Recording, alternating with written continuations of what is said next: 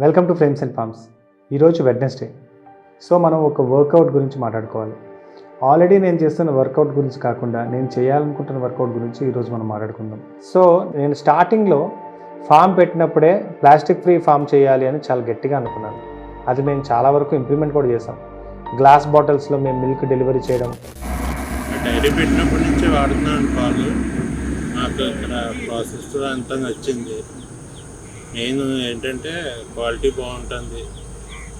తర్వాత అక్కడేమో వీళ్ళు ప్లాస్టిక్ బాటిల్ కూడా అలౌ చేయటం లేదు. స్టీలు లేదంటే గ్లాస్ బాటిల్స్ వేస్తారు. అది బాగా నచ్చింది. ఇలా నేను చాలా ప్రాక్టీస్ చేశాను.